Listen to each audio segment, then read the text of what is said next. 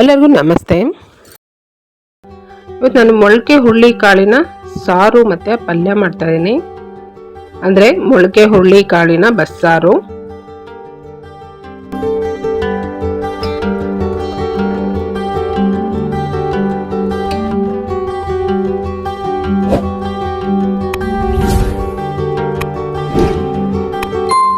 ಮೊಳಕೆ ಹುರುಳಿಕಾಳು ಸಾರು ಮಾಡೋದಕ್ಕೆ ನಾನು ಹುರುಳಿಕಾಳನ್ನ ಮೊಳಕೆ ಕಟ್ಟಿದ್ದೀನಿ. ಇದು ಒಂದು ಹಗಲು ಅಥವಾ ಒಂದು ರಾತ್ರಿ ನೆನೆಸ್ಬಿಟ್ಟು ಆಮೇಲೆ ಪೂರ್ತಿಯಾಗಿ ನೀರು ತೆಗೆದು ಮುಚ್ಚಿಟ್ಟರೆ 2 ದಿನಕ್ಕೆ ಈ ರೀತಿ ಮೊಳಕೆ ಬರುತ್ತೆ. ಮತ್ತು ಬಟ್ಟೆಯಲ್ಲಿ ಕಟ್ಟಿಡ್ಬೇಕಂತ ಏನಿಲ್ಲ, ಪೂರ್ತಿಯಾಗಿ ನೀರು ತೆಗೆದಿಟ್ರೆ ಸಾಕು.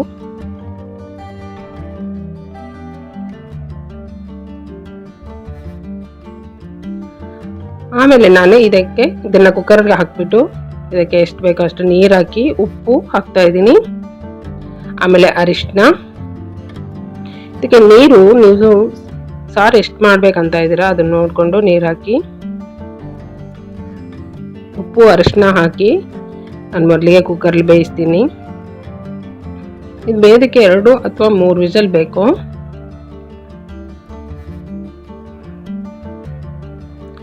ಅದು ಬೇಯೋ ಅಷ್ಟರಲ್ಲಿ ನಾನು ಮಸಾಲೆಗೆ ರೆಡಿ ಮಾಡ್ತೀನಿ. ಒಂದು ಮೀಡಿಯಂ ಸೈಜ್ ಈರುಳ್ಳಿನ ನಾನು ಸ್ವಲ್ಪ ಎಣ್ಣೆ ಹಾಕಿ ಹುರ್ಕೋತಾ ಇದ್ದೀನಿ. ಸ್ವಲ್ಪ ಕಲರ್ ಚೇಂಜ್ ಆಗೋಷ್ಟು ಹುರಿಬೇಕಿದನ್ನ. ಈರುಳ್ಳಿ ಹುರಿದಾದ್ಮೇಲೆ ಅದಕ್ಕೇನೆ ಈರುಳ್ಳಿ ಜೊತೆಗೇನೆ 1 ಸ್ಪೂನ್ ನಾನು ಜೀರಿಗೆ ಹಾಕ್ತಾ ಇದ್ದೀನಿ. ಜೀರಿಗೆ, 1 ಕಡ್ಡಿ ಕರಿಬೇವಿನ ಸೊಪ್ಪು, ಇದಿಷ್ಟನ್ನು ಸ್ವಲ್ಪ ಫ್ರೈ ಮಾಡಿ ತೆಗೆದಿಟ್ಕೊಳ್ತೀನಿ. ಆಮೇಲೆ ಅದ್ರ ಜೊತೆಗೆ ಟೊಮ್ಯಾಟೊ,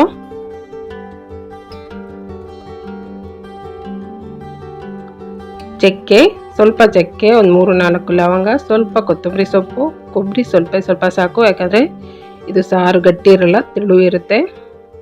ಮತ್ತು ಶುಂಠಿ, ಬೆಳ್ಳುಳ್ಳಿ, ಇದಿಷ್ಟನ್ನು ಮಿಕ್ಸಿ ಹಾಕ್ಕೊಳ್ತೀನಿ ನಾನು. ಇದ್ರ ಜೊತೆಗೆ ಸ್ವಲ್ಪ ಹುಣಸೆ ಹಣ್ಣನ್ನು, ಹುಳಿ ಎಷ್ಟು ಬೇಕೋ ಅಷ್ಟು ಹುಣಸೆ ಹಣ್ಣು ತೊಳೆದ್ಬಿಟ್ಟು ನಾನು ಮಿಕ್ಸಿಗೆ ಹಾಕ್ಕೊಳ್ತಾ ಇದ್ದೀನಿ. ಹುಣಸೆ ಹಣ್ಣು ನೆನೆಸಿಟ್ಬಿಟ್ಟು ಕಿವುಚಿ ರಸ ಕೂಡ ಹಾಕ್ಬೋದು.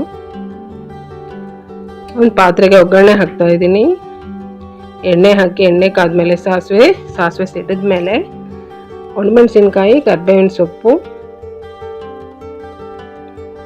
ಒಗ್ಗರಣೆಗೆ. ಈಗ ನಾನು ಈ ಒಗ್ಗರಣೆಗೆ ಬೇಯಿಸಿರೋ ಹುರುಳಿಕಾಳಿನ ಕಟ್ಟು ಇದಕ್ಕೆ ಹಾಕ್ತಾ ಇದ್ದೀನಿ.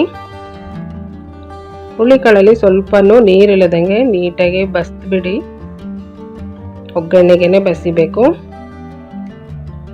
ಆಮೇಲೆ ರುಬ್ಕೊಂಡ ಮಸಾಲಾನ ನಾನು ಇದಕ್ಕೆ ಹಾಕ್ತಾ ಇದ್ದೀನಿ.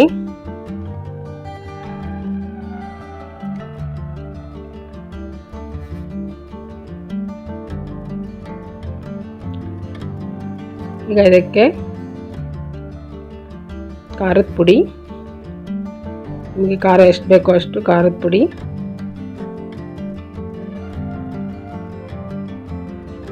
ಧನಿಯಾ ಪುಡಿ 1 ಸ್ಪೂನು,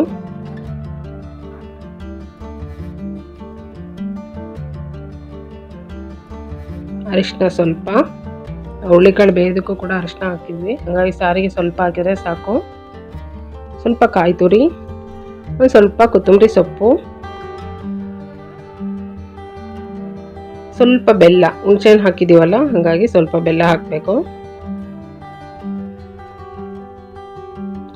ಈಗ ಇದಕ್ಕೆ ಎಷ್ಟು ನೀರು ಬೇಕೋ ಅಷ್ಟು ಹಾಕೊಳ್ಳಿ. ಸಾರು ಎಷ್ಟು ಬೇಕಾಗುತ್ತೆ ನೋಡಿ ನೀರು ಹಾಕೊಳ್ಳಿ. ಇದಕ್ಕೆ ನಾನು ಸಾರಿಗೆ ಉಪ್ಪು ಹಾಕ್ತಾ ಇಲ್ಲ, ಯಾಕಂದರೆ ಹುರುಳಿಕಾಳು ಬೇಯುವಾಗಲೇ ಉಪ್ಪು ಹಾಕಿರ್ತೀನಲ್ಲ.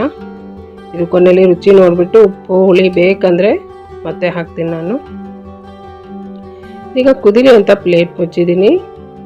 ನೋಡ್ತಾ ಇರಿ, ಇದು ಉಕ್ಕು ಬಂದುಬಿಡುತ್ತೆ, ಉಕ್ಕು ಬಂದು ಚೆಲ್ಲೋಗುತ್ತೆ. ಉಕ್ಕು ಬಂದು ಚೆಲ್ಲೋದ್ರೆ ರುಚಿ ಚೆನ್ನಾಗಿರಲ್ಲ, ಸಾರಿನ ರುಚಿ ಎಲ್ಲ ಹೋಗುತ್ತೆ. ನೋಡಿ, ಜೋರಾಗಿ ಕುದೀತಾ ಇರುವಾಗ ಉರಿ ಕಮ್ಮಿ ಮಾಡಿ ಸ್ಟವ್ದು.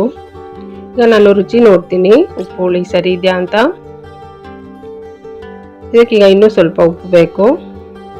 ಉಪ್ಪು ಹಾಕ್ಬಿಟ್ಟು ಒಂದು 5 ನಿಮಿಷ ಲೋ ಫ್ಲೇಮಲ್ಲಿ ಇದನ್ನು ಕುದಿಸ್ಬೇಕು. ಆವಾಗ ಹುರುಳಿಕಾಳು ಸಾರು ತುಂಬ ರುಚಿ ಇರುತ್ತೆ. ಚೆನ್ನಾಗಿ ಕುದಿಸಿದಷ್ಟು ರುಚಿ ಚೆನ್ನಾಗಿರುತ್ತೆ. ಈ ಸಾರು ಬೇಕಾದ್ರೆ 2 ದಿನ ಇಟ್ಟು ತಿನ್ಬೋದು. ಇದು ನೆಕ್ಸ್ಟ್ ಡೇಗೆ ಇನ್ನೂ ರುಚಿ ಹೆಚ್ಚಾಗತ್ತೆ. ಈಗ ನೋಡಿ ಹುಳ್ಳಿಕಾಳು ಸಾರು ರೆಡಿ ಇದೆ.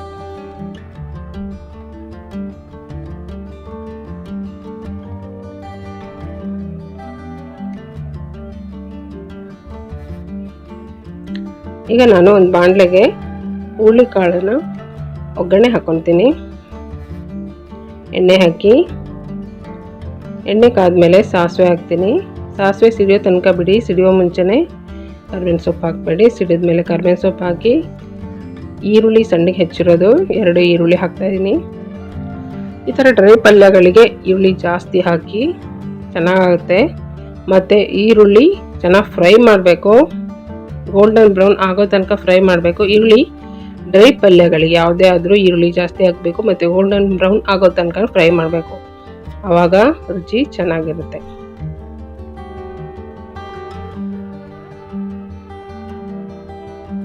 ಇದಕ್ಕೆ ನಾನು ಖಾರದ ಪುಡಿ ಹಾಕಿ ಸ್ವಲ್ಪ ಫ್ರೈ ಮಾಡ್ತೀನಿ. ನಾವು ಇದಕ್ಕೆ ಹಸಿಮೆಣಸಿನ್ಕಾಯಿ ಹಾಕಲ್ಲ. ಹಸಿಮೆಣಸಿನ್ಕಾಯಿ ಹಾಕಿದ್ರೆ ಇದು ಪಲ್ಯ ಚೆನ್ನಾಗಿರಲ್ಲ. ಖಾರದ ಪುಡಿ ಹಾಕಿ ಚೆನ್ನಾಗಿರುತ್ತೆ. ಇದಕ್ಕೆ ಬೇಯಿಸಿ ಬಸ್ದಿಟ್ಟಿರುವಂಥ ಹುಳ್ಳಿಕಾಳನ್ನು ಹಾಕ್ತಾ ಇದ್ದೀನಿ.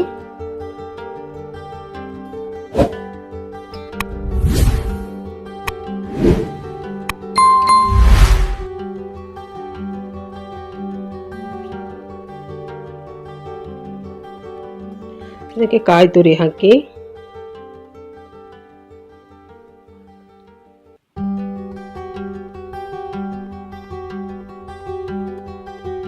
ಕಾಯಿ ತುರಿ ಹಾಕಿ ನೀಟಾಗಿ ಮಿಕ್ಸ್ ಮಾಡಿದರೆ ಸೂಪರಾಗಿ ಮೊಳಕೆ ಹುಳಿ ಕಾಳಿನ ಪಲ್ಯ ಸಾರು ರೆಡಿ ಆಯಿತು.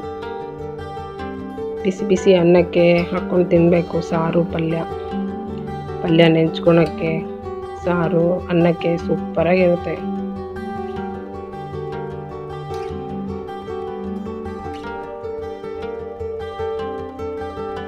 ನನ್ನ ವಿಡಿಯೋ ಇಷ್ಟ ಆದರೆ ಲೈಕ್ ಮಾಡಿ, ಶೇರ್ ಮಾಡಿ, ಮರೆಯದೆ ಸಬ್ಸ್ಕ್ರೈಬ್ ಮಾಡಿ. Thank you.